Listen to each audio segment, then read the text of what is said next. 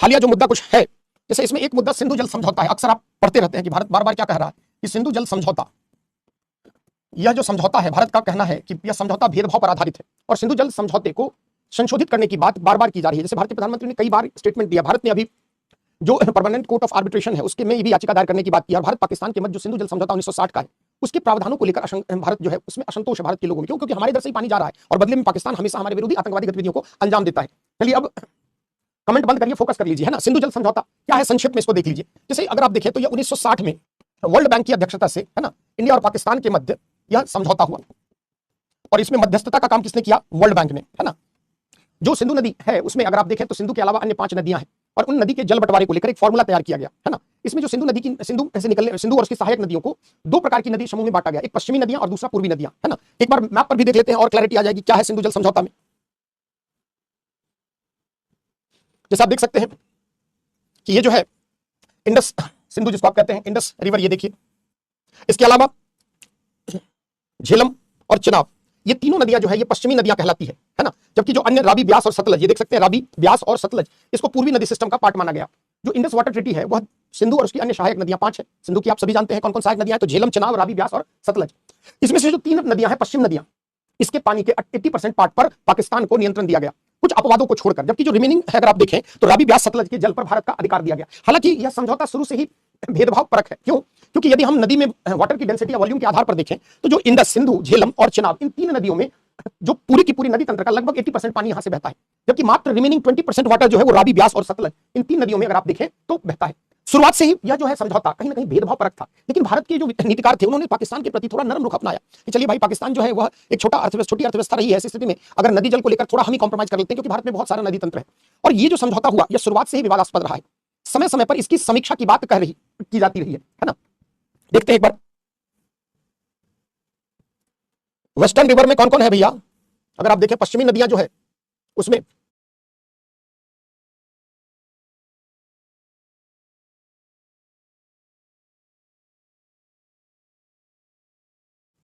नदी तंत्र को 2 भाग में बांटा गया, है ना। जैसे आप देखें सिंधु और उसकी सहायक नदियों को 2 नदी तंत्र में बांटा गया। सिंधु नदी तंत्र समझ लें आप क्या है ये। जैसे इसमें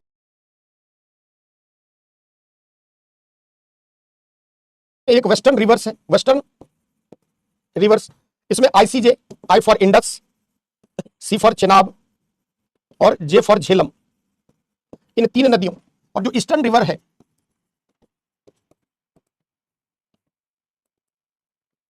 पूर्वी नदियां और पश्चिमी नदियां, पूर्वी नदियां और पश्चिमी नदियां। तो पश्चिम नदी में कौन कौन आ गए बच्चों? सिंधु, चिनाब और झेलम। इन तीनों नदियों के 80% पानी पर पाक का नियंत्रण, मतलब जो पूरे रिवर सिस्टम है उसमें 80% जो है पानी जो है लगभग जो है इन 3 नदियों में है। जबकि जो ईस्टर्न रिवर्स है उसमें 3 नदियां आती है, कौन कौन? अगर आप देखें तो इसमें रावी, ब्यास और सतलज, इनके नदी के जल पर भारत को अधिकार दिया गया है। अब समझना बच्चों ये समस्या क्या है, नोट करना है क्या, बताएंगे रेखा, पहले समझ लो क्या दिक्कत आ रही है इसको लेकर। जो पश्चिम की नदियां हैं उसमें शुरू से ही अधिक पानी है ना। और पूरा का पूरा पाकिस्तान का जो अगर आप देखें जो पंजाब से लेकर नीचे सिंध तक का प्रांत है उसमें जितनी भी पैदावार होती है उसमें वाटर इरिगेशन के लिए सबसे ज्यादा इन नदियों का पानी यूज होता है। और जो समझौता कहा गया उसमें कहा गया कि भारत जो है वो पश्चिम नदियों पर कुछ कार्य के लिए, जैसे कृषि कार्य के लिए थोड़े बहुत जल का उपयोग कर सकता है, घरेलू कार्य थोड़ा बहुत उस पर, यानी भारत जो है इन नदियों के पानी पर अधिक हस्तक्षेप नहीं करेगा। लेकिन जो पूर्वी नदी का है ये भारत के अधिकार क्षेत्र में होगी। सच्चाई क्या है कि कुल नदी जल का 20% मात्र जो है इन 3 नदियों में है, जबकि कुल नदी का आप देख सकते हैं 80% पानी कहां है? इन 3 नदियों में। समय समय पर भारत द्वारा सिंधु नदी जल समझौता की समीक्षा की बात की जाती रही है, लेकिन भारत की जो विदेश नीति है उसमें थोड़ा सा हमने पाकिस्तान के प्रति अगर आप देखें तो कड़ा रुख पहले अख्तियार नहीं किया। इसलिए बार बार सिंधु नदी जल समझौते को लेकर संशोधन की जब भी मांग उठी तो भारत ने पाकिस्तान के प्रति नरमी से पेश आया और कहीं ना कहीं समझौते को रद्द करने जैसी बात नहीं की। वर्तमान में देखें पाकिस्तान ने बार बार भारत की धरती पर जो भी आतंकवादी गतिविधियां की है उसको लेकर भारत एक प्रेशर टैक्टिक्स के रूप में पहले इसको इस्तेमाल कर रहा था। अगर आप देखें तो 2016 से लेकर ऑपरेशन सिंदूर से पहले, पहलगाम स्ट्राइक से पहले भारत पाकिस्तान पर दबाव डालने के लिए हमारे प्रेशर टैक्टिक्स का पार्ट था कि बार बार भारत कहता था कि सिंधु नदी जल का जो है पानी भारत रोक देगा। सच्चाई क्या है कि दोनों देश जो हैं वह समझौते के तहत बंधे हैं। किसी भी एक देश द्वारा एक तरफा निर्णय के आधार पर समझौते की शर्तों को चेंज नहीं किया जा सकता। लेकिन क्योंकि नदी का उद्गम स्रोत हमारे टेरिटरी के पार्ट से होकर गुजरता है, हालांकि भारत से बाहर अगर आप देखें तो तिब्बतीय क्षेत्र से निकलती है नदियां, फिर भी अधिक भाग जो है अगर आप देखें तो उद्गम का जो मुख्य धारा है वो भारत से होकर गुजरता है, तो कहीं ना कहीं भारत का अधिकार थोड़ा इस पर अधिक है। लेकिन भारत द्वारा जो बार बार यह कहा जा रहा है कि भारत सिंधु नदी जल समझौते को रद्द करेगा या भारत पाकिस्तान का पानी रोकेगा, ये प्रेशर टैक्टिक्स है। भारत कभी अपनी छवि को इस प्रकार नहीं रखना चाहता अंतरराष्ट्रीय मंच पर। अगर मान लीजिए भारत ने समझौते को संशोधित कर दिया या सिंधु नदी जल समझौते का भारत अगर उल्लंघन करता है, वैसी स्थिति में दोनों देशों के मध्य संबंध पहले से ही कटुतापूर्ण है और संबंध क्या हो सकते हैं, खराब हो सकते हैं। भारत ने अगर आप देखें तो बहुत सारी इन नदियों पर भारत ने बहुत सारे हाइडल डैम भी बनाए, जिसको लेकर पाकिस्तान की सख्त आपत्तियां रही है। जैसे आप देखें बगीहार परियोजना, किशन गंगा, तुलमुल, ये सब बहुत सारी परियोजनाएं जो है भारत ने इस नदी पर किया है। हालांकि वो सिंधु समझौते का उल्लंघन नहीं है। क्यों? क्योंकि सिंधु समझौते के अंतर्गत ये नहीं कहा गया है कि आप कुछ भी घरेलू कार्य के लिए, कृषि कार्य के लिए आप उन नदियों का जल का प्रयोग कर सकते हैं। भारत बार बार ऐसा क्यों कह रहा है? आखिर जैसे भारत ने चिनाब और उसकी सहायक नदियों पर कई सारे डैम बनाए, उससे जल विद्युत ऊर्जा पैदा की जा रही है। आखिर भारत बार बार सिंधु नदी जल समझौते के उल्लंघन की बात क्यों कह रहा है? क्यों? क्योंकि हम पाकिस्तान पर एक दबाव की रणनीति के तहत हम पाकिस्तान को घुटनों पर लाने के लिए सिंधु जल समझौते के उल्लंघन की बात रखते हैं। लेकिन पहलगाम अटैक के बाद विगत एक वर्ष में अगर आप देखें तो इधर भारत का रुख सिंधु जल समझौते के प्रति थोड़ा पहले की तुलना में अधिक कड़ा हुआ है। और भारत बार बार क्या कह रहा है कि अभी ये मामला जो है, अभी मामला विवादास्पद है। क्यों? क्योंकि जो दो देशों के मध्य किसी अंतरराष्ट्रीय संस्था की मध्यस्थता के साथ अगर कोई संधि होती है तो संधि को एक तरफा निर्णय से रद्द नहीं किया जा सकता। पहले ये मामला इंटरनेशनल कोर्ट ऑफ जस्टिस के परमानेंट कोर्ट ऑफ आर्बिट्रेशन में जाएगा, दोनों देशों का पक्ष रखा जाएगा, फिर अंतरराष्ट्रीय समुदाय न्यायालय क्या निर्णय लेता है उसके बाद। ऐसा नहीं हो सकता कि भारत किसी भी अंतरराष्ट्रीय संधि समझौते का अपनी तरह से उल्लंघन करता है। सवाल यह है कि अगर भारत पानी रोकता है, अगर तो पानी रोकने के लिए भारत को यहां क्या करने होंगे? रिजर्वायर बनाने होंगे। और वो हमारे हिमालयी जोन में भूकंप बहुत सारी होती है, तो वो हमारे लिए भी खतरा है कि अगर मान लीजिए भारत पाकिस्तान की इन नदियों का पानी रोकता है तो पानी को आप क्या कर सकते हैं? पानी की मात्रा तो उससे कम नहीं है। वैसे स्थिति में आप उसको रिजर्वायर बना सकते हैं। आप अगर चाहते हैं कि उसको डाइवर्ट करने के लिए तो बहुत सारा आपको उसके लिए प्रोजेक्ट लाना होगा, मेगा प्रोजेक्ट। और हिमालय के इस क्षेत्र में इस प्रकार की कोई भी बृहत परियोजना भविष्य में हिमालय क्षेत्र में बहुत सारी समस्याओं को उत्पन्न कर सकती है। तो हमारे लिए भी यह आसान नहीं है कि हम पाकिस्तान की इन 3 नदियों, पश्चिमी नदियों का पानी रोक दे। लेकिन भारत समय समय पर इसका प्रयोग पाकिस्तान को घुटनों पर लाने के लिए एक दबाव की रणनीति के तहत करता है। तो हमारा स्टैंड क्या? ये मामला जो है कोर्ट में जाएगा, मामला उस पर लंबा खींचेगा क्योंकि अंतरराष्ट्रीय मामला है, दो देशों के मध्य जो है यह विवाद है। तो ऐसी स्थिति में दोनों देशों का पक्ष सुना जाएगा। तो ताजा तरीन यह दोनों देशों के मध्य विवाद का एक प्रमुख कारण, जैसे आपने सुना होगा कि पाकिस्तान के आर्मी चीफ का स्टेटमेंट आया कि अगर पाकिस्तान जो है, अगर भारत जो है उस पर डैम बनाता है, भारत अगर उसका पानी रोकता है तो 10 मिसाइल दाग करके डैम को उड़ा दिया जाएगा, है ना। तो ये पाकिस्तान की तरफ से अगर कहें तो फ्रस्ट्रेशन, कुंठा को जाहिर करने के लिए बयानबाजी अक्सर होती रही है। भारत ने पहले कभी ऐसी बयानबाजी नहीं की, लेकिन अब समय आ गया है कि पाकिस्तान को उसकी भाषा में ही जवाब दी जानी चाहिए। और यही कारण है कि बार बार सिंधु जल समझौते के संशोधन की बात भारत में उठाई जा रही है। जैसे अगर आप देखें तो भारत का क्या राय होना चाहिए, क्या वास्तव में भारत को संशोधित करना चाहिए? तो इसके पक्ष और विपक्ष दोनों पे हम लोग चर्चा कर लेते हैं। हालांकि ये मामला ऐसा नहीं कि हम एक तरफा भारत सरकार सोचेगी और हो जाएगा, है ना। तो अगर आप देखिए कि मान लीजिए कि सिंधु जल समझौता को रद्द करने के इधर पक्ष में तर्क है और विपक्ष में तर्क है, विपक्ष में तर्क है रद्द करने के भारत के प्रयास के। आप बताइए पक्ष में क्या क्या तर्क है? भारत बार बार ये मुद्दे क्यों उठाता है? ताकि पाकिस्तान पर एक दबाव की रणनीति के तहत पाकिस्तान पर दबाव डाला जाए कि वो अपनी हरकतों से बाज आए, है ना। तो हम क्या कह सकते हैं? पक्ष में तर्क, जैसे कई विद्वान कहते हैं कि हाँ समय आ गया है कि पाकिस्तान को सबक सिखाने के लिए सिंधु जल समझौते को रद्द किया जाना चाहिए, इससे संबंधित कार्रवाई होनी चाहिए। अगर ऐसा होता है तो समर्थन में और विपक्ष में पहली बात क्या है कि पक्ष में तर्क तो ये क्या है? प्रेशर टैक्टिक्स का पार्ट है पाकिस्तान के, ऐसे लिख सकते हैं। पक्ष में तर्क में भारत द्वारा पाकिस्तान पर दबाव डालने हेतु कूटनीतिक प्रयास है, कूटनीतिक प्रयास, है ना। नोट कराएंगे, अभी लिखवा देंगे, चिंता न करो, पहले समझ लो, पूरा नोट करवा देंगे, बताएंगे, चिंता न करो, नोट कराएंगे इसमें क्या है जरूरी। पक्ष में और बताइए क्या तर्क हो सकता है? भारत सिंधु जल समझौते को बार बार रद्द करने की बात किस लिए करता है? तो ये प्रेशर टैक्टिक्स का पार्ट है, पाकिस्तान को दबाव। दूसरा, पाकिस्तान की, है ना, इकोनॉमी, जो उसकी अर्थव्यवस्था है, कृषि प्रधान ही है, उद्योग धंधे सेवा क्षेत्र इन सबका तो विकास हो नहीं पाया। वैसी स्थिति में अगर पक्ष आर्थिक दृष्टिकोण से पाकिस्तान को पंगु बनाने के लिए यह एक रणनीति हो सकती है ना। तो दूसरा हम क्या लिख सकते हैं सेकंड पॉइंट में? आर्थिक दृष्टि से पाकिस्तान को पंगु बनाने संबंधित रणनीति, पंगु मतलब कमजोर बनाने, बनाने संबंधित रणनीति। तीसरा, भारत क्या कर सकता है? अगर आप देखिए भारत में किसी भी प्रकार की आतंकी या कोई जो है हरकत अगर पाकिस्तान करता है तो उसको रोकने के लिए का यह प्रयास हो सकता है ना। पाकिस्तान की आवाम भी तो सरकार पर दबाव बनाएगी कि अरे भैया हमारा पानी रुक जाएगा तो हमारे बच्चे भूखे मर जाएंगे। वैसी स्थिति में भारत विरोधी जो मुहिम है उस पर रोक लगाया जाए, है ना। तो पाकिस्तान के नागरिक, उनकी अर्थव्यवस्था, उनका जीवन निर्वाह किससे हो रहा है? कृषि कार्य से। वैसी स्थिति में अगर कल को भारत इस प्रकार के समझौते से बाहर हो जाता है, रद्द करता है, तो पाकिस्तान के अंतर्गत वहां के नागरिकों का भी सरकार पर दबाव आएगा, वहां आंदोलन हो सकते हैं, वहां गृह जैसे हालात बन सकते हैं, है ना। तो तीसरा पॉइंट में हम क्या लिख सकते हैं? थर्ड पॉइंट में नोट कर सकते हैं कि पाकिस्तान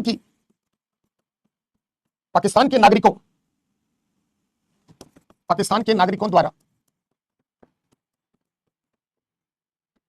जीवन निर्वाह हेतु कृषि पर निर्भरता एवं सिंचाई हेतु सिंधु नदी तंत्र पर निर्भरता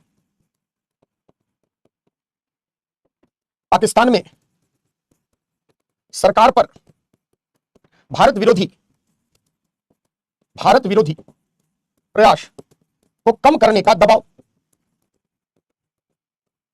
एक फायदा क्या हो सकता है कि भारत जो है उन पानी, जो अतिरिक्त पानी हम दे रहे हैं, है ना, वैसी स्थिति में हम क्या कर सकते हैं, उस पानी का प्रयोग भारत के किसानों के हित में हो सकता है, क्योंकि वाटर जो एलोकेशन है वह बहुत फेयर नहीं है, ट्रांसपेरेंट नहीं है, इक्विटेबल नहीं है ना, दोनों देशों को समान नहीं मिल रहा है पानी, हमें कम मिल रहा है पानी और पाकिस्तान को अधिक मिल रहा है। तो हम क्या कह सकते हैं, समझौता दोनों देशों के मध्य उचित आधार पर नदी जल के बंटवारे को लेकर नहीं, अतः रद्द करने से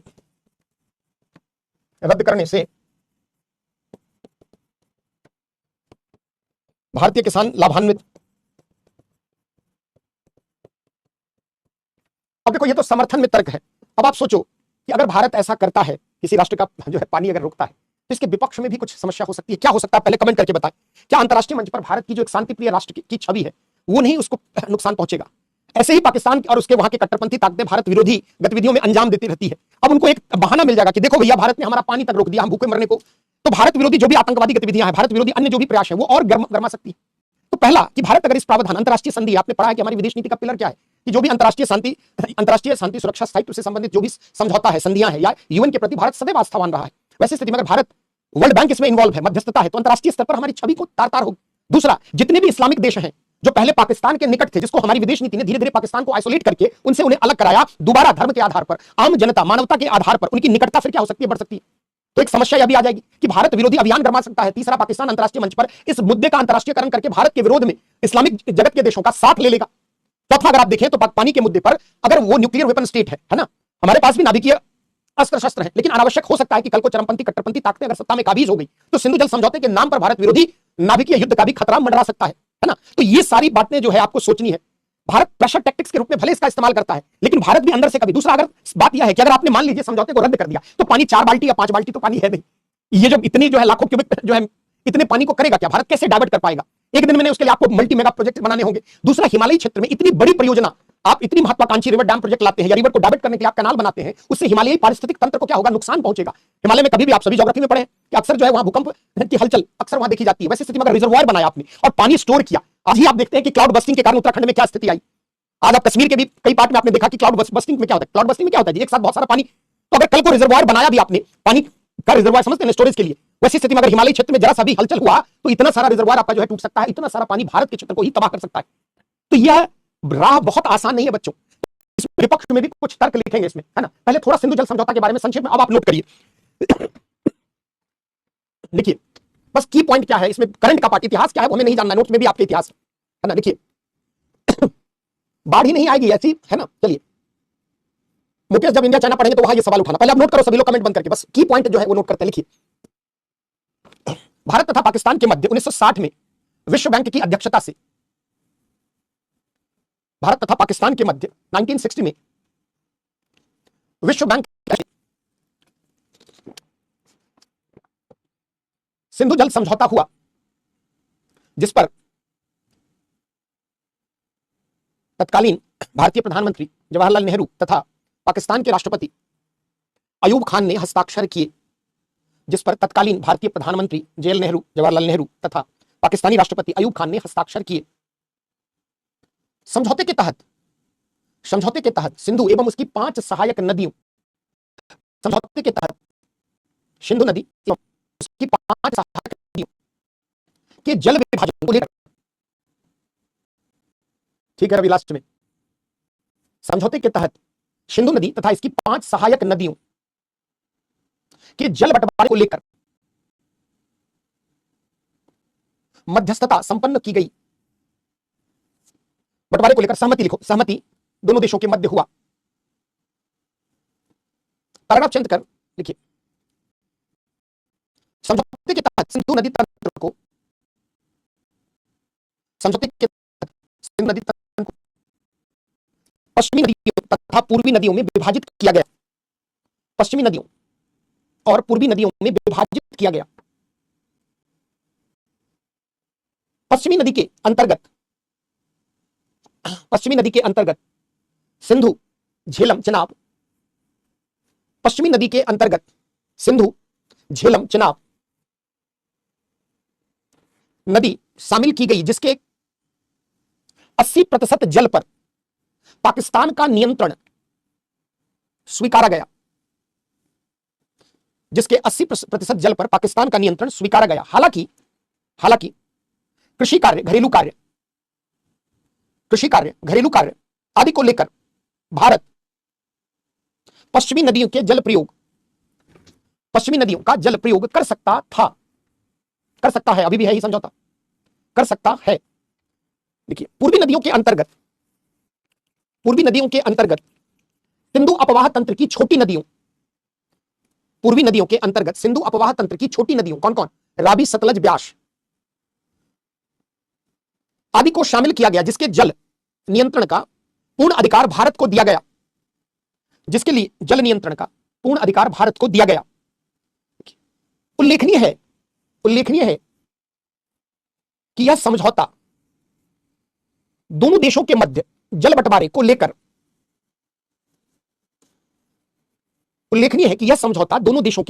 नदी जल बंटवारे को लेकर पाकिस्तान की तरफ शुरू से ही अधिक झुका हुआ है।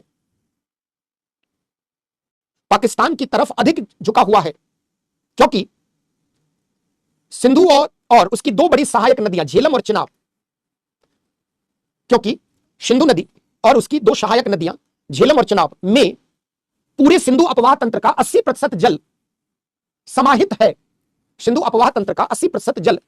है। जबकि भारत के हिस्से में आए पूर्वी नदियों में जल की मात्रा अपेक्षाकृत कम शुरू से ही रही है।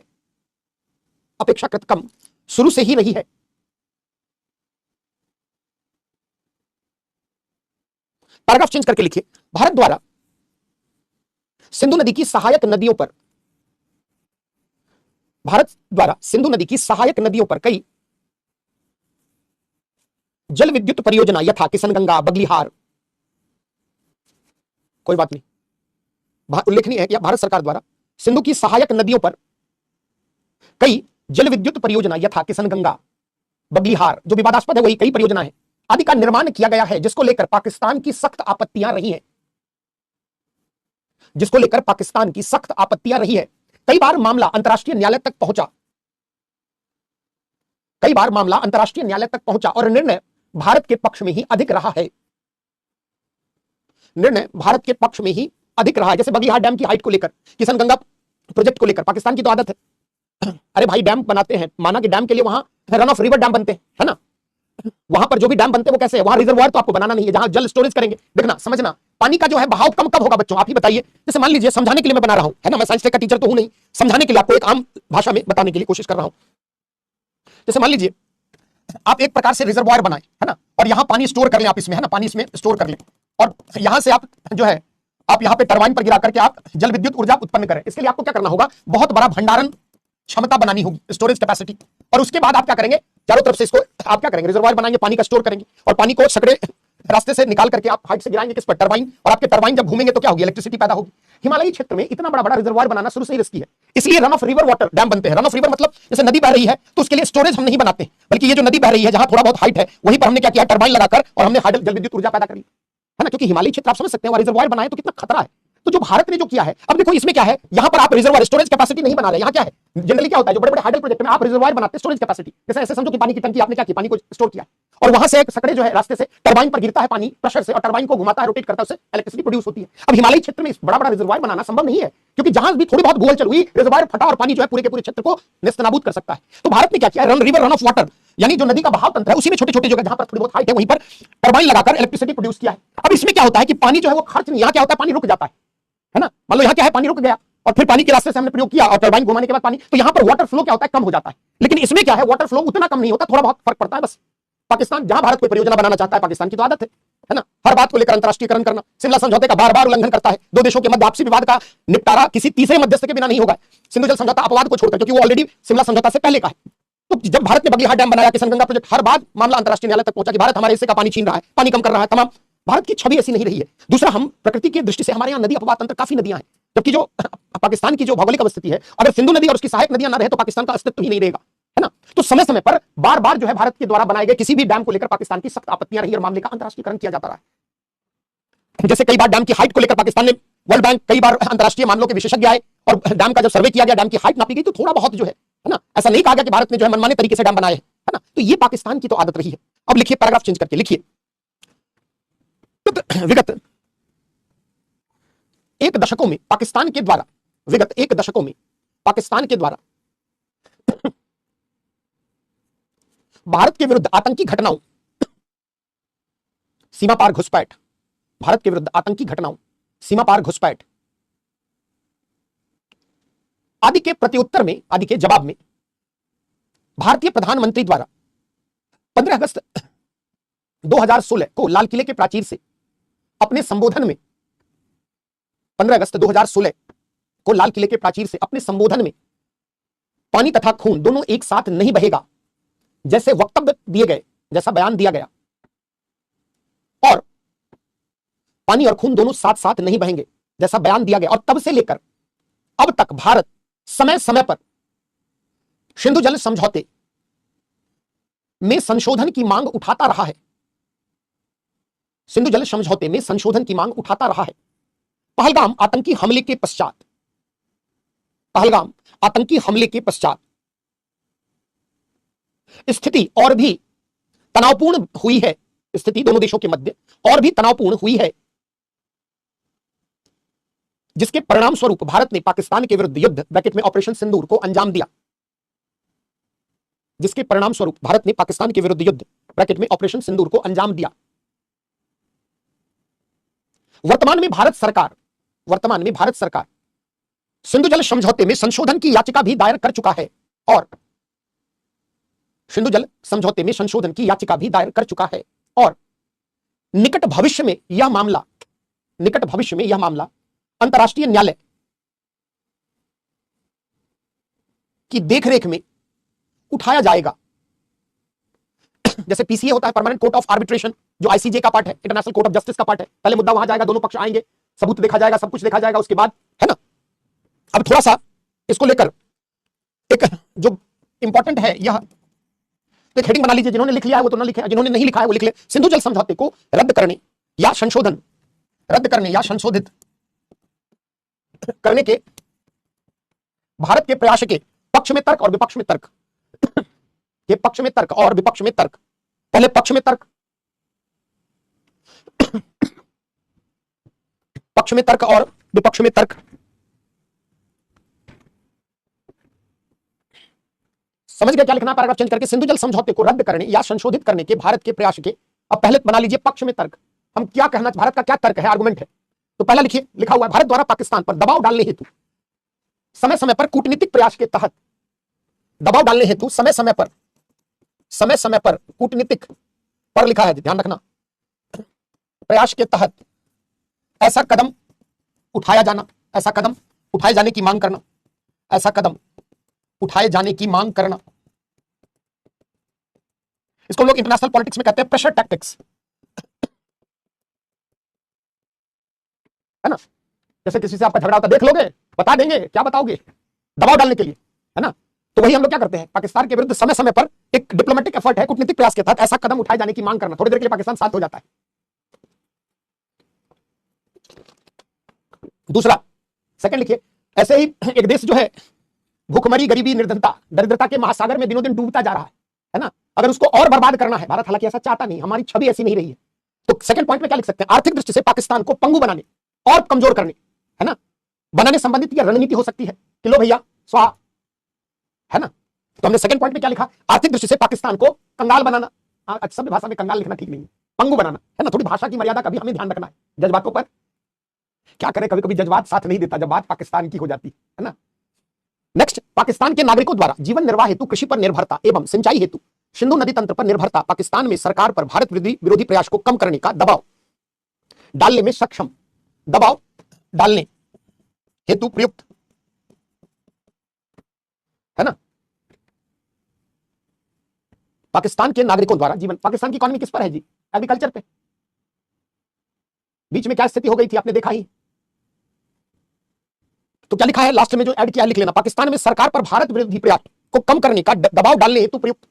नेक्स्ट, समझौता दोनों देशों के मध्य उचित आधार पर नहीं, उचित आधार पर नहीं। 80% पानी उसको दे रहे हैं, 20% पानी हम अपना यूज कर रहे हैं, उसके बाद भी बार बार गिदर भभकी देता रहता है ना पाकिस्तान।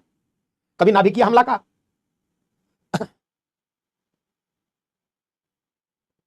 तो समझौता दोनों देशों के मध्य उचित आधार पर नहीं, जल के बंटवारे को लेकर उचित आधार पर, जल के बंटवारे को लेकर नहीं, ऐसे कर लो, ठीक कर लो इसको, है ना, उचित आधार पर जल के बंटवारे को लेकर नहीं। समझ रहे हो क्यों 80% पानी जो समझा रहा, अतः रद्द करने से भारतीय किसान लाभान्वित हो गया, अतः रद्द करने से भारत के किसान फायदे में रहेंगे, पैसा पानी हमें ज्यादा मिलेगा, है ना।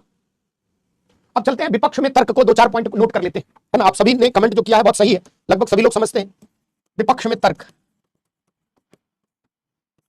सोचिए कि भारत सदैव मानवतावाद के नाम पर हर राष्ट्र की मदद करता है। तालिबान से हमारे संबंध खराब हो गए, है ना, तालिबान को हमने दर्जा भी नहीं दिया, तालिबानी सरकार को हमने मान्यता भी नहीं दी, फिर भी तालिबान में जब संकट आई तो भारत ने गेहूं भेज दिया, है ना, समय समय पर, है ना। हम भारत का एक मानवतावादी दृष्टिकोण रहा है। तो विपक्ष में तर्क, हाँ, पूर्ण जल दोहन की क्षमता भी नहीं है, वही तो बताया हाइडल, हाँ आ रहे हैं, सही कह रहे हो अरविंद, बिल्कुल सही। विपक्ष में तर्क तो पहला, अंतरराष्ट्रीय मंच पर, अंतरराष्ट्रीय मंच पर भारत की छवि प्रभावित। दूसरा, नदी जल को रोकने हेतु अवसंरचनात्मक सुविधाओं,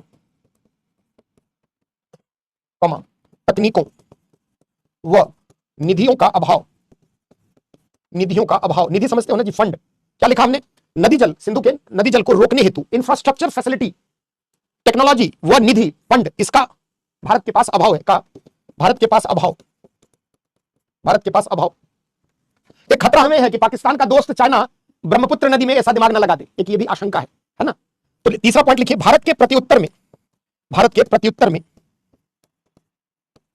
चीन द्वारा मित्र की मदद करने के लिए, है ना, ब्रह्मपुत्र नदी, ब्रह्मपुत्र नदी का मार्ग परिवर्तन, मार्ग परिवर्तित करने का प्रयास संभव, वैसे ही कुछ कुछ कर भी रहा है। साथ साथ बच्चों आप भी लिखते चले।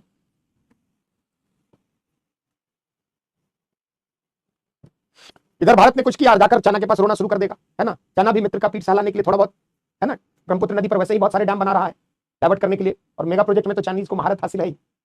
जो चीज आप सोच नहीं सकते हैं वो चाइनीज कर गुजरते हैं। चलिए, तो क्या लिखा आपने, भारत के प्रत्युत्तर, प्रत्युत्तर मतलब जवाब में चीन द्वारा ब्रह्मपुत्र नदी का मार्ग परिवर्तित करने का प्रयास संभव, है ना। तीसरा, चौथा हो गया बच्चों। चलिए लिखिए, अंतरराष्ट्रीय मंच पर सहानुभूति, सहानुभूति की लहर संभव एवं इस्लामिक जगत का साथ, इस्लामिक जगत के देशों का साथ, देशों का साथ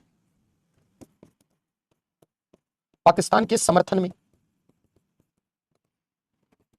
भारत विरोधी आतंकी गतिविधियों, गतिविधियों के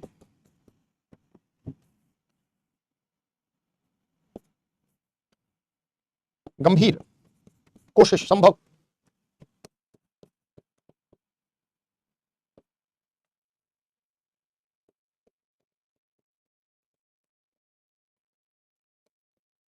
हिंदू अफवाह तंत्र की नदियों के पानी को रोकने हेतु, हेतु की गई कार्रवाई से हिमालयी क्षेत्र में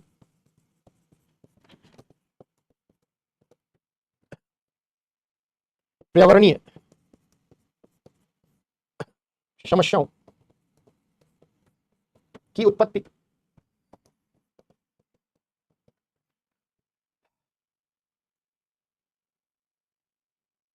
पाकिस्तान में कट्टरपंथी ताकतों को अब एक बहाना मिल जाएगा कि देखो भैया तुम्हारा तो पानी छीन लिया, है ना। ऐसी स्थिति में भारत के विरुद्ध नाभिक हमला, मरता क्या नहीं करता, ऐसे ही मर रहा है भूखों, पानी रोक दोगे तो और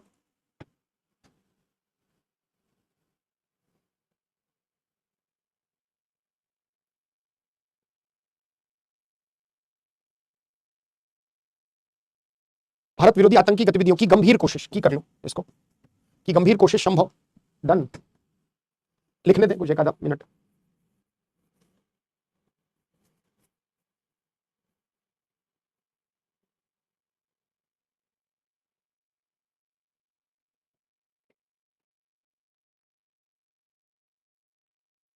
चलिए हो गया, एक पॉइंट और लिख लो बच्चों। पाकिस्तान में कट्टरपंथी ताकतों के काबिज होने की संभावनाओं में और वृद्धि तथा भारत के विरुद्ध नाभिकीय हमले की संभावनाओं में वृद्धि।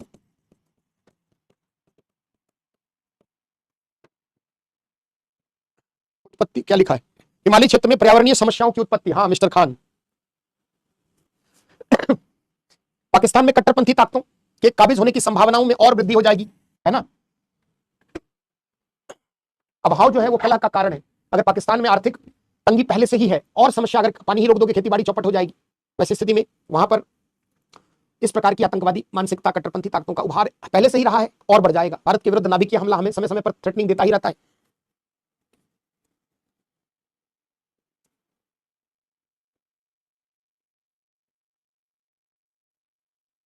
काबिज का मतलब कायम होना, सत्ता में काबिज होना, सत्ता में बने रहना। ये सब थोड़ा भाषा लिखते वक्त तैयार में सब लिखा जाता है। मतलब जिसके कब्जे में रहना, सत्ता काबिज होना मतलब सत्ता उनके कब्जे में, मतलब सत्ता उनके हाथों में। ये इंपॉर्टेंट है बच्चों। जैसे मैं एक प्रश्न लिख रहा हूं, कोशिश करें आप सब इस तरह के प्रश्न देख सकते हैं। आपको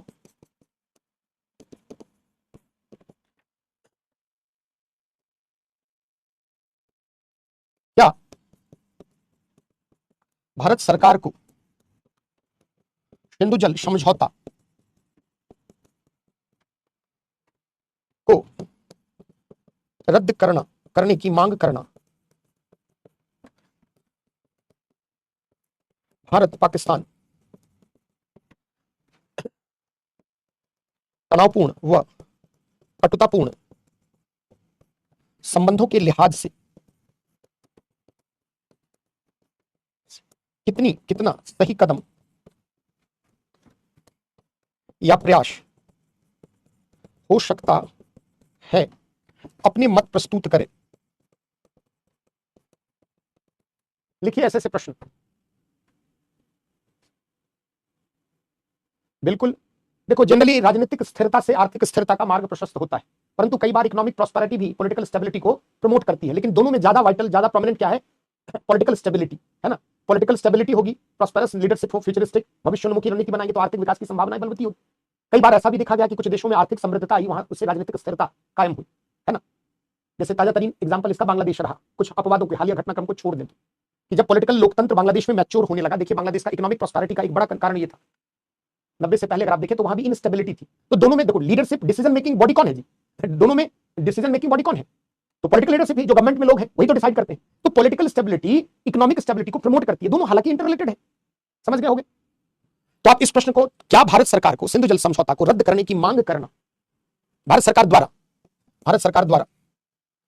क्या भारत सरकार द्वारा सिंधु जल समझौता, थोड़ा थोड़ा लिखोगे ना आयमान, इतना थोड़ा टाइम रहेगा। तुम मान लो 10 नंबर में पूछ लिया तो क्रक्स लिखोगे ना। रद्द करने की मांग करना भारत पाकिस्तान तनावपूर्ण व कटुतापूर्ण संबंधों के लिहाज से कितना सही कदम या प्रयास हो सकता है, अपने मत। तो ज्यादातर आप किस फेवर में रहेंगे? प्रेशर टैक्टिक्स के रूप में देख लेंगे, दिखा देंगे, धमकी देते रहना है, घुटनों पर लाने के लिए। कई बार कुछ कुछ आगे भी बढ़ जाना है ना। रोड पे देखा होगा, दो लोगों में धक्का मुक्की होता है, जब दिखा देंगे, है ना, उससे मामला कई बार टल भी जाता है। तो कई बार इस तरह के तो प्रेशर टैक्टिक्स ज्यादा है। संशोधन करोगे तो नुकसान हमारी छवि को होगा। उनका क्या है? उनकी छवि ही ऐसी है अंतरराष्ट्रीय मंच पर। तो भारत के विपक्ष में यह चला जाएगा मामला। तो थोड़ा लिखते वक्त ध्यान रखना है। तो सबसे ताजा तरीन ये मुद्दा है। एक बलूचिस्तान का मुद्दा है बच्चों, उसको भी संक्षेप में देख लीजिए, है ना। बलूचिस्तान सीपेक जो है हम लोग इंडिया चाइना में पढ़ लेंगे। चाइना पाकिस्तान इकोनॉमिक कॉरिडोर जो है इंडिया चाइना में देख लेंगे। एक चीज है, कई जगह मिल जाती है। जैसे आप देखिए बलूचिस्तान का मैप लेकर आया हूं मैं।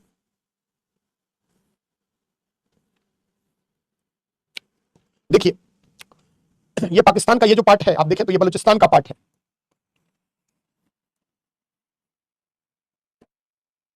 ना। पाकिस्तान के टोटल ज्योग्राफिकल एरिया का लगभग 40% भाग जो है वो किसमें शामिल है? बलूचिस्तान में। बेसिकली जो बलोच लोग हैं वो कौन है? ये भी बलूची सुन्नी मुसलमान है, बलोच भाषा है। और बलूचिस्तान के लोगों का संबंध अगर आप देखें तो जब बलूचिस्तान भी भारत में ही, ईरान तक हमारी सीमा रही है, तो जो आजादी की लड़ाई में बहुत सारे बलोच जो है नेताओं, जैसे सीमांत गांधी पढ़ते हैं ना, खान अब्दुल गफ्फार खान, है ना, उनका भी बड़ा योगदान रहा है। तो बलूच लोगों की शुरू से ही भारत के प्रति एक सहानुभूति रही है, भारत के प्रति निकटता रही। पाकिस्तान जब आजाद होता है वैसी स्थिति में अगर आप देखें तो बलूचिस्तान का ये जो बड़ा पार्ट है, इसमें पाकिस्तान की सेना के द्वारा आजादी के बाद से लेकर अब तक समय समय पर स्थानीय बलूच समुदाय के लोगों के विरुद्ध अत्याचार किए जाते रहे। ये जो टेरिटरी है पाकिस्तान का, आप सोच सकते हैं लगभग 44%, मतलब आधे के बराबर ही हो गया, थोड़ा बहुत कम। और ये जो है अगर आप देखें तो ये आर्थिक दृष्टिकोण से बहुत संपन्न है। यहाँ 4 जो है राज्य है इसके, है ना, बलूचिस्तान में जो है 4 प्रांत है, जैसे उसमें मकरान है, लास बेला है, कलात है और खारान है। ये 4 यहाँ पर प्रोविंस है इसके बलूचिस्तान में जो पड़ता है। अब आप देखिए इसकी सीमा इधर कहां से लगती है? अफगानिस्तान से। और इधर सीमा कहां लगती है? इधर ईरान है और इधर आप देखिए अफगानिस्तान, AFG लिख रहा हूं। यहां पर अभी जो है ग्वादर, अभी पाकिस्तान के अंतर्गत अगर आप देखें जो सिपेक बन रहा है वो सिपेक पूरे इस रास्ते से, ये ग्वादर पोर्ट है। यहां आप देख सकते हैं ये अरब सागर है, देख सकते हैं ये कराची का पोर्ट सबसे ज्यादा ध्वस्त होता है भारत पाकिस्तान युद्ध में। सबसे पहले हमला कराची एयरपोर्ट, भारतीय नौसेना तबाह कर देती है हर बार। ये ग्वादर, ये जो है अभी बलूचिस्तान के पार्ट में अभी चाइना की मदद से यहाँ पोर्ट बनाया जा रहा है। बेसिकली ये जो टेरिटरी है यह खनिज संसाधन की दृष्टि से बहुत ही रिच है। यहाँ तेल और गैस के भंडार है, आप देख सकते हो इधर अरब सागर का पार्ट है, तो यहाँ तेल और प्राकृतिक गैस के भंडार है, यहाँ रेयर अर्थ मटेरियल है, यहाँ यूरेनियम है, बहुत अधिक लौ एस्क खनिज संपन्न है ये क्षेत्र। वैसी स्थिति में पाकिस्तान की शुरू से ही निगाह रही है कि जो बलोच लड़ाके हैं वो बलूचिस्तान की आजादी की मांग न करे। समय समय पर पाकिस्तान की आर्मी द्वारा बलोच समुदाय के विरुद्ध भेदभाव किया गया है। पाकिस्तान की अगर पॉलिटिक्स देखें तो उसमें अधिकांश जो नेता रहे हैं वो या तो पंजाब, जो भारत का पार्ट पहले हुआ करता था, उसमें पश्चिम पंजाब पाकिस्तान में चला गया, तो या तो पंजाब प्रांत के या तो सिंध प्रांत के। तो अधिकतर पाकिस्तान की राजनीति में, पाकिस्तान की सेना में इस क्षेत्र के ही पंजाब और सिंध का सबसे ज्यादा डोमिनेंस वहां पर है। जो शुरू से ही बलोच जो है उनके विरुद्ध भेदभाव रहा है, उनमें शिक्षा का अभाव है, उनके विरुद्ध अत्याचार की घटना है। और सीमा आप देख सकते हैं कि इधर पूरा का पूरा ये पार्ट ईरान से और इधर अफगानिस्तान से। वैसी स्थिति में पाकिस्तान को हमेशा यह भय रहता है कि ये जो बलूचिस्तान की सीमा लगती है इसमें अफगानिस्तान के तालिबान का हस्तक्षेप न हो जाए। अगर ईरान तक अपनी पहुंच बनाई रखनी है, वैसी स्थिति में ईरान और अफगानिस्तान दोनों जो आप देख सकते हैं बलूचिस्तान का ही पार्ट। इधर अरब सागर में लंबी तटरेखा जो है पाकिस्तान की जो है वो बलूचिस्तान का पार्ट। तो सामरिक दृष्टिकोण से भी यह अरब सागर की खाड़ी के मुहाने पर स्थित है। इधर यहाँ इसमें तेल गैस सभी भंडार है। वैसी स्थिति में समय समय पर बलूचिस्तान के विरुद्ध पाकिस्तान के आर्मी के द्वारा समय समय पर उनके विरुद्ध अत्याचार किए गए, जबरन। शुरू से ही बलूचिस्तान के लोग जो है वो पाकिस्तान के साथ अपने को निकट नहीं मानते और बलूचिस्तान की आजादी की मुहिम कोई आज की नहीं है। तो आप देखें तो 1952 में जब पाकिस्तान के इस प्रांत में बलूचिस्तान में गैस के भंडार की खोज की गई, तभी से पाकिस्तान सेना की नजर बलूचिस्तान पर पड़ी। और बलूचिस्तान में जो वहां की बलूचिस्तान लिबरेशन आर्मी है वो समय समय पर उसने पाकिस्तान की सेना के विरुद्ध युद्ध किया है। कई बार इनको तालिबानों का, कई बार इनको जो अलकायदा या अन्य संगठन उनका भी इनको मदद मिला है। क्यों? क्योंकि जो चाहे जैसे मोहम्मद हो, चाहे अलकायदा हो, आतंकी बहुत सारे संगठनों में भी बलोच लड़ाके जो है ये युद्ध शैली में महारत हासिल किए हुई कम्युनिटी है, कबीलाई समुदाय है। तो कहीं ना कहीं फिजिकल फिटनेस की दृष्टि से ये बहुत बेहतर मानी जाती है। वैसी स्थिति में जो अफगानिस्तान में कई आतंकी संगठन है उनके में भी बलोच लड़ाके जो है वो युद्ध के लिए जाते रहे, आतंकवादी गतिविधियों को अंजाम। तो पाकिस्तान के लिए बलूचिस्तान पर अपना नियंत्रण बनाए रखना शुरू से ही समस्याग्रस्त रहा है। और ये कोई आज की बात नहीं है, अक्सर आप देखें तो ये झड़प उनके बीच होता रहा है। लेकिन पिछले 2 दशकों में बलूचिस्तान पाकिस्तान के लिए एक सरदर्द बनकर आया है। क्यों? क्योंकि बलूचिस्तान में आप देखें तो जो बलोच लीडरशिप है, जैसे अगर आप देखें ब्रह्मदल बुगटी जो है उनका सबसे बड़ा योगदान रहा। भारत ने पहले बलूचिस्तान की आजादी का प्रत्यक्ष रूप से समर्थन नहीं किया, लेकिन जैसा कि आप सभी जानते हैं कि पाकिस्तान के विरुद्ध हमारी प्रेशर टैक्टिक्स का ही पार्ट रहा है। पहली बार प्रधानमंत्री मोदी ने खुल करके लाल किले के प्राचीर से बलूचिस्तान के आजादी और वहां के लड़ाकों, युद्ध करने वाले, उनके समर्थन की बात की। और तब से पाकिस्तान बिलबिला उठा है, क्योंकि पाकिस्तान को लगता है कि पाकिस्तान समय समय पर बलूचिस्तान में पाकिस्तानी सेना के विरुद्ध जो भी कार्रवाई है उसको रॉ की हरकत मानता रहा। कि जो भारत की रिसर्च एंड एनालिसिस विंग, जो भारत की सुरक्षा एजेंसी है, इनके द्वारा पाकिस्तान को अशांत करने के लिए बार बार बलूचिस्तान में फंडिंग की जाती है। बलूचिस्तान में भड़काऊ जो नई युवा पीढ़ी है उनको हर तरह से मदद की जाती है। पाकिस्तान का ये इल्जाम है, क्योंकि आए दिन आप अक्सर सुनते हैं कि इस क्षेत्र में कई बम धमाके, आपको क्वेटा आपने सुना होगा, सबसे ज्यादा आतंकी हमला घटना क्वेटा के क्षेत्र में हुआ है। और इस क्षेत्र में पाकिस्तानी सेनाओं को भी बलोच लड़ाकों का सामना करना पड़ा है। आपने देखा होगा जिस दिन ऑपरेशन सिंदूर 6-7 मई को जिस दिन भारत ने एयर स्ट्राइक किया, उसी दिन बलूचिस्तान लिबरेशन आर्मी के जवानों ने पाकिस्तान की सेना के कई वाहन को उड़ा दिया और कई पाकिस्तानी सैनिकों की हत्या कर दी। तो बार बार पाकिस्तान की आर्मी के द्वारा सीमा सुरक्षा के लिहाज से यह बलूचिस्तान का एरिया है। आप देख सकते हैं ईरान और अफगानिस्तान दोनों से सीमा साझा कर रहा है और आर्थिक दृष्टिकोण से भी संपन्न है। तो पाकिस्तान को हमेशा यह भय रहता है कि कहीं भारत के समर्थन से बलूचिस्तान में विद्रोह की चिंगारी न भड़क जाए। कहीं पाकिस्तान विरोधी मुहिम वैसे ही दबी हुई है जिसको सेना समय समय पर दबाती रही, कहीं वो भड़क न उठे चिंगारी और कहीं बलूचिस्तान एक स्वतंत्र देश के रूप में अंतर्राष्ट्रीय मंच पर नहीं आए। क्योंकि भारत ने पहले पूर्वी पाकिस्तान यानी बांग्लादेश को एक राष्ट्र के रूप में अंतर्राष्ट्रीय मंच पर जन्म लेने में महत्वपूर्ण योगदान दिया। तो जितने भी पाकिस्तान के शासक रहे हैं, प्रधानमंत्री, राष्ट्रपति, समय हमेशा उनमें यह आशंका रही है कि बलूचिस्तान कहीं पाकिस्तान से स्वतंत्र न हो जाए। और यह मांग कोई आज की नहीं है, अगर आप देखें तो पिछले 60-70 सालों से यह चल रहा है। हाल के वर्षों में बलूचिस्तान के जो भी लोग हैं उनको अंतर्राष्ट्रीय स्तर पर समर्थन भी मिलने लगा है और उसमें भारत की भूमिका रही है। भारतीय प्रधानमंत्री ने क्यों बलूचिस्तान के मुद्दे को उठाया? जैसे कई बार हम विदेश नीति पढ़ते हैं तो क्या कहते हैं कि किसी भी देश के आंतरिक मामलों में भारत हस्तक्षेप नहीं करता है। पाकिस्तान के द्वारा इल्जाम लगाया गया भारत पर कि बलूचिस्तान जो है वो पाकिस्तान का इंटरनल मैटर है और भारत उसमें टीका टिप्पणी कर रहा है। भारत ने पहले कभी नहीं किया, लेकिन जब भारत की सॉवरेन टेरिटरी का पार्ट क्या है? कश्मीर। कश्मीर जो है वो भारत का अभिन्न अंग है, हमेशा लिखते वक्त आपको ये लिखना है, क्योंकि कश्मीर का हमने कभी भी अधिग्रहण नहीं किया है। कश्मीर के महाराजा ने अपनी स्वेच्छा से भारत में विलय पत्र की संधि पर साइन किया है। तो जब कश्मीर के क्षेत्र में जो पाक अधिकृत कश्मीर है उसमें चाइना की कंपनियों को ठेका, उसमें अवसंरचनात्मक विकास के लिए चाइना की मदद से पाकिस्तान प्रयास कर सकता है। जम्मू कश्मीर में सीमा पार घुसपैठ, आतंकवाद, तो भारत ने पाकिस्तान को बैकफुट पर लाने के लिए हाल के वर्षों में बलूचिस्तान की आजादी को प्रत्यक्ष समर्थन देना स्टार्ट किया है। और जब से भारत का बलूचिस्तान के आजादी में समर्थन हुआ है, अंतरराष्ट्रीय मंच पर कई देशों ने भी बलूच योद्धाओं की, बलूच जो भी स्थानीय युवा हैं उनकी समस्या को देखा है और उनको संज्ञान में लिया है। तो यह भारत की एक प्रेशर टैक्टिक्स का ही पार्ट है कि बलूचिस्तान में अगर कल को कोई भी घटना होती है, कल को बलूचिस्तान अगर पृथक होता है, तो सोच सकते हैं कि पाकिस्तान को कितनी बड़ी आर्थिक और सामरिक क्षति होगी। आर्थिक क्षति आप सोचिए कि 44% इस पूरा का पूरा टेरिटरी है इसमें, और आपने देखा कि तेल, प्राकृतिक गैस यहाँ अरब सागर से निकटता, ईरान अफगानिस्तान से निकटता। तो ऐसी स्थिति में पाकिस्तान के पास आप सोच सकते हैं कि नियरली 56% टेरिटरी ही रह जाएगी। और जो पाकिस्तान भविष्य में ऊर्जा संभावनाओं की दृष्टि से तेल और प्राकृतिक गैस के दोहन के लिए चाइनीज कंपनी को बलूचिस्तान में ठेका दे रहा है। चाइना की नजर देखिए कैसी है कि जानबूझकर बलूचिस्तान के क्षेत्र में पाकिस्तानी सेना के नियंत्रण का प्रत्यक्ष और अप्रत्यक्ष समर्थन करता है। हाल में चाइनीज कंपनी के अगेंस्ट में बलूचिस्तान में कई घटनाएं घटित हुई, और ये सिर्फ बलूचिस्तान की बात नहीं है, गिलगिट बाल्टिस्तान से लेकर अगर आप देखें तो ये जो है सिपेक का पार्ट है। आप देख सकते हैं ये सिपेक के अंतर्गत जो जिंजियांग प्रांत है वहां से गिलगिट बाल्टिस्तान के रास्ते पूरे के पूरे यहां ग्वादर पोर्ट तक कनेक्टिविटी है। और ऐसी स्थिति में चाइना भी नहीं चाहता कि बलूचिस्तान में कोई बलोच जो है वो सत्ता में आए, क्योंकि जैसे ही बलूचिस्तान अगर आजाद होता है तो सबसे पहला हमला चाइना के इस सिपेक पर होने वाला है, क्योंकि सिपेक का बड़ा पार्ट आप देखें तो वह कहां से गुजर रहा है, बलूचिस्तान में। ये जो ग्वादर पोर्ट आप देख रहे हैं ये तो ऑलरेडी वही है अरब सागर में। तो ऐसी स्थिति में चाइना की कंपनियों के विरुद्ध हाल के वर्षों में चाहे गिलगिट बाल्टिस्तान का क्षेत्र हो, चाहे बलूचिस्तान का क्षेत्र हो, चाइना के कई इंजीनियर, कई लेबर, इन सब की हत्या कर दी गई है और चाइनीज कंपनी को टारगेट किया है स्थानीय बलोच योद्धाओं ने। तो ये पाकिस्तान के लिए भी बलूचिस्तान की राह बड़ी कठिन है। अब निकट भविष्य में क्या होता है, जैसे बीच में आपने सुना होगा कि पाकिस्तान में आर्थिक अस्थिरता जब आई तो पंजाब को छोड़कर सिंध हो चाहे बलूचिस्तान हो, कई प्रांत जो है वो अलग देश बनने की कगार पर आ गए थे। तो भारत बलूचिस्तान का समर्थन पहले प्रत्यक्ष रूप में कभी नहीं करता था, लेकिन पाकिस्तान की जो भारत विरोधी मुहिम हाल के वर्षों में आतंकी मुहिम बढ़ी है उसको लेकर भारत का स्टैंड क्लियर है। कहीं ना कहीं भारत बलूचिस्तान की संप्रभुता, उसकी आजादी का समर्थन करता है और पाकिस्तान की सेना की किसी भी इस क्षेत्र में की गई कार्रवाई की कड़ी आलोचना करता है। तो देख सकते हो कि ये जैसे चाइना पाकिस्तान इकोनॉमिक कॉरिडोर यहां रहने दो, इंडिया चाइना रिलेशन में इसको मैं लाऊंगा, है ना। संक्षेप में आप देख ही सकते हैं जब आया है सामने, तो चाइना कर क्या रहा है, यहां अपने जिंजियांग के क्षेत्र से लेकर इधर ग्वादर तक इंफ्रास्ट्रक्चर को डेवलप कर रहा है। 65 से 70 बिलियन डॉलर का ये मेगा प्रोजेक्ट है। सोच सकते हैं कि कितनी बृहद परियोजना है, और इसमें वह रेल, रोड संपर्क सब कुछ कर रहा है। पूरे के पूरे पाकिस्तान के बीचों बीच सिपेक के तहत उसने रेल, सड़क मार्ग का जाल, भविष्य में कई जो है जल विद्युत परियोजना आदि का निर्माण करने वाला है। 2015 से यह काम स्टार्ट हो चुका है और ग्वादर पोर्ट को तो लगभग कंप्लीट भी कर दिया गया है। चाइना चाहता क्या है बेसिकली, आप देख सकते हैं कि ये जो है अरब सागर में इस रास्ते से चाइना अपने जिंजियांग क्षेत्र में, जो कि चाइना का कम डेवलप्ड एरिया है, उसमें वह आर्थिक विकास की संभावनाओं को देख रहा है। अरब सागर के रास्ते मालदीव से होते हुए, श्रीलंका के पास से मलक्का स्ट्रेट से होते हुए लंबी तटरेखा 12,000 किलोमीटर का एक लंबा रास्ता है चाइना के दक्षिण चीन सागर में स्थित बंदरगाह तक कोई भी तेल, गैस, सामान तक पहुंचाने के लिए। ऐसी स्थिति में पाकिस्तान एक बाईपास रूट बना रहा है और वह भारत के सॉवरेन टेरिटरी का ही पार्ट है, क्योंकि ये जो गिलगिट बाल्टिस्तान का पार्ट है, आप देख सकते हैं ये किसका पार्ट है जी, ये इंडिया की सॉवरेन टेरिटरी का पार्ट है। और चाइना के द्वारा इस क्षेत्र में हाल के वर्षों में कार्रवाई की गई है और यह भारत, पाकिस्तान, चीन तीनों के संबंधों के लिहाज से इस क्षेत्र में ये जो गतिविधियां हैं ये हमारे लिए सही नहीं है। आप देख सकते हैं, ये मैं पहले भी आपको पिछली क्लास में भी संक्षेप में बताया था कि देख सकते हैं, पहले ये जो है सासगाम वैली जो है इसने चाइना को गिफ्ट में दिया। अब जिंजियांग को जोड़ने के लिए गिलगिट बाल्टिस्तान के रास्ते सिपेक ले जा रहा है और ये पाक अधिकृत कश्मीर का पार्ट है, जहां पर कोई भी, है ना, कोई भी जो है निर्माण कार्य जो है वो अंतरराष्ट्रीय संधि के प्रावधानों का उल्लंघन है और चाइना की तो हरकत है, आदत ही है। भारत सिपेक का अपोज करता है, क्यों? क्योंकि इंडिया के सॉवरेन टेरिटरी से होकर चाइना के द्वारा इंफ्रास्ट्रक्चर डेवलपमेंट किया जा रहा है। हिमालयी क्षेत्र में सोचो कितनी हाइट है, यहां पर बड़े बड़े डैम, रोड, रेल संपर्क बना रहा है, इससे हिमालयी क्षेत्र में समस्या उत्पन्न होगी। भारत शुरू से ही इस प्रोजेक्ट का पूरी तरह से विरोध करता है और चाइना के बीआरआई का ही पार्ट है। 65 बिलियन डॉलर, नॉट मिलियन, सोच सकते हैं कि लगभग 5 लाख करोड़ के आसपास की यह परियोजना है चाइना, और बेल्ट रोड इनिशिएटिव का उसका पार्ट है कि चाइना इस रास्ते से चीन को, इस शहर को, इस क्षेत्र को, प्रोविंस को कहां से जोड़ देगा, अरब सागर से। तो 12,000 किलोमीटर जो लंबा रास्ता वो ट्रैवल कर रहा था, जैसे आप देखें, अगर मैं आपको ये मैप दिखाऊं तो आप देखिए कि अभी वर्तमान में कैसे यहां से अरब सागर के पास से होते हुए नीचे से इधर आप देखें श्रीलंका को बाईपास करते हुए इधर आप देखें मलक्का स्ट्रेट से होते हुए दक्षिण चीन सागर तक जो है चाइना माल पहुंचाता है ना। अगर वो इस रास्ते से, ये देखो मैप, इस रास्ते से अगर वो चाइना अपने मुख्य भूमि में आता है तो मात्र 12,000 किलोमीटर की जो दूरी है वो कम हो जाएगी, है ना। सोचिए कि 12,000 किलोमीटर की दूरी कम हो जाएगी बच्चों, क्योंकि चाइना ग्वादर के रास्ते यहां से आप देखें तो कासगार, जिंजियांग तक पहुंच जाएगा। इधर से नीचा लंबा रास्ता अगर तय करेगा तो लगभग 12,000 किलोमीटर। मैप तो इतना तो दिमाग में ही है, आप देख सकते हो यहां अरब सागर से नीचे होते हुए भारत, श्रीलंका के नीचे से होते हुए इधर बे ऑफ बंगाल से होते हुए मलक्का स्ट्रेट से होते हुए सिंगापुर के ऊपर से होते हुए दक्षिण चीन सागर तक। तो ये जो लंबा रास्ता है 12,000 किलोमीटर है।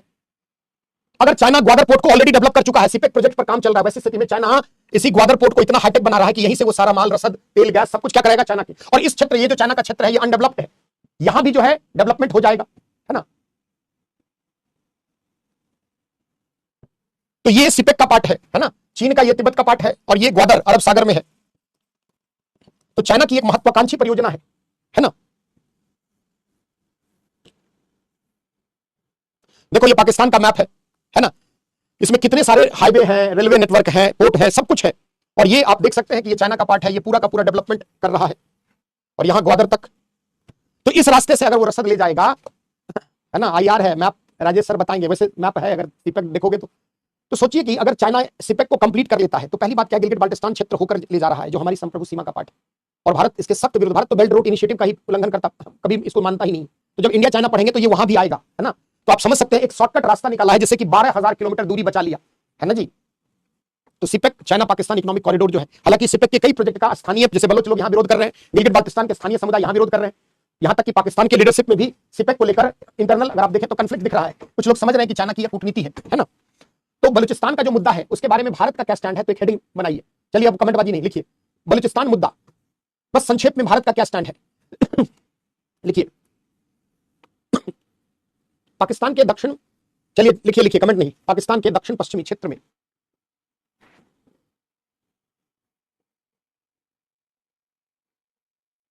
बलूचिस्तान स्थित है, जो पाकिस्तान की कुल भूक्षेत्र का, बलूचिस्तान स्थित है जो पाकिस्तान के कुल भूक्षेत्र का लगभग 44% कवर करता है, जो पाकिस्तान के कुल भूक्षेत्र का लगभग 44% में फैला हुआ है, ऐसे लिख लें आप।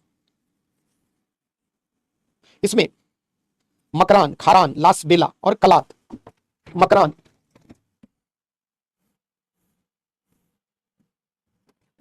मकरान, खारान, लास बेला तथा कलात प्रांत शामिल हैं। ठीक है, मकरान, खारान, लास बेला तथा कलात प्रांत शामिल हैं।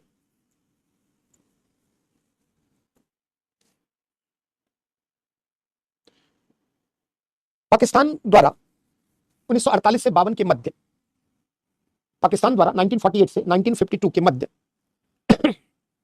बलूचिस्तान के क्षेत्र को अपनी राजनीतिक सीमा में पूर्णतः मिला लिया गया। बलूचिस्तान में तेल, गैस व खनिज के बड़े भंडार हैं, जिस पर पाकिस्तान की नजर शुरू से रही है। पाकिस्तान की सेना द्वारा समय समय पर बलूचिस्तान की आजादी के समर्थक, पाकिस्तान की सेना द्वारा समय समय पर बलूचिस्तान की आजादी के समर्थक सैनिकों व उनके परिवारों के विरुद्ध दमनपूर्वक कार्रवाई की जाती रही है,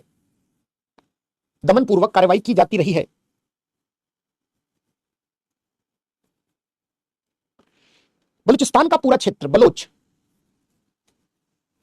बलूचिस्तान का पूरा क्षेत्र बलोच समुदाय के द्वारा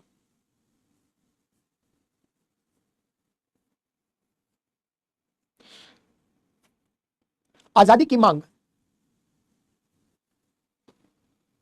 बलूचिस्तान के पूरे क्षेत्र में, ऐसे लिखो, पूरे क्षेत्र में बलोच लोगों के द्वारा, समुदाय के द्वारा आजादी की मांग की जाती रही है। अत्यंत निर्धनता, पाकिस्तान की सेना के अत्याचार, कट्टरपंथी ताकतों की उपस्थिति एवं विभिन्न आतंकी संगठनों में बलोच समुदाय की भूमिका के कारण यह क्षेत्र हमेशा चर्चित रहा है। अफगानिस्तान व ईरान की सीमा से निकटता, ईरान की सीमा से निकटता तथा दक्षिण में अरब सागर की उपस्थिति बलूचिस्तान को भूसामरिक दृष्टि से महत्वपूर्ण बनाती है, भूसामरिक दृष्टिकोण से महत्वपूर्ण बनाती है। हाल के वर्षों में, पैराग्राफ चेंज करके, हाल के वर्षों में बलूचिस्तान की आजादी को लेकर विभिन्न संगठन द्वारा पाकिस्तान की सेना के विरुद्ध कड़ी कार्रवाई की गई है।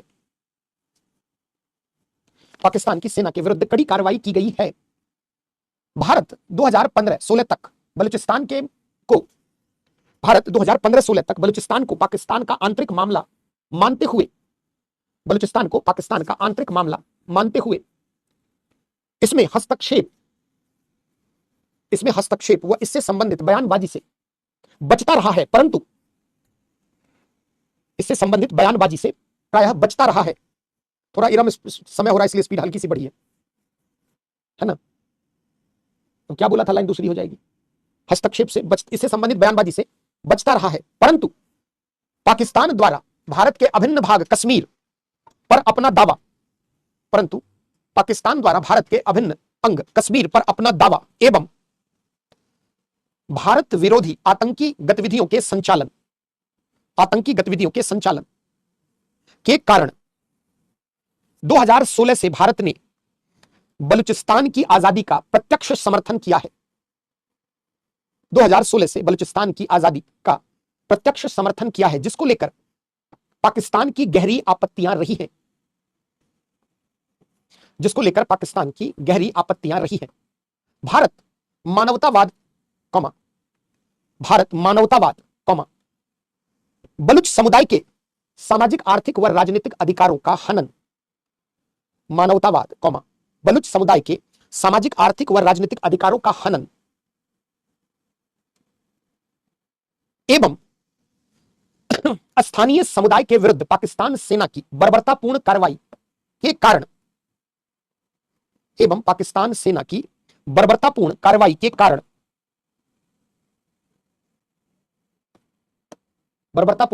कारण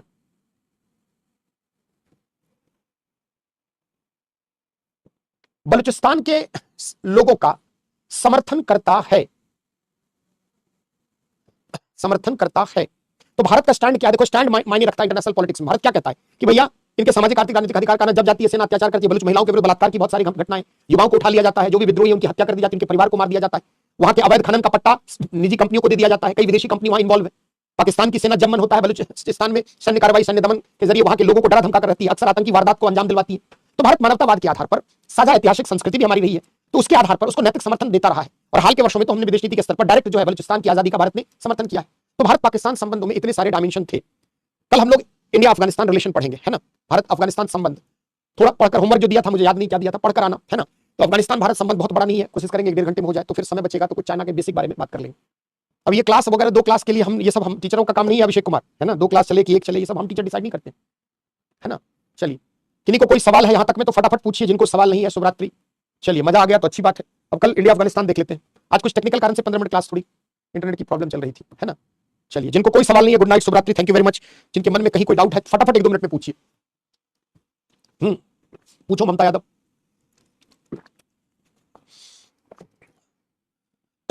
चलिए,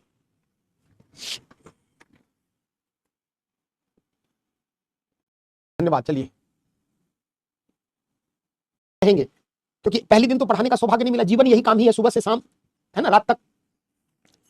आंसर के लिए मैं आपको अप्रोच दे रहा हूं, बता रहा हूं, कोशिश करिए लिखने का 2-4-10 रफ एक फॉर्मेट बना लीजिए पढ़कर।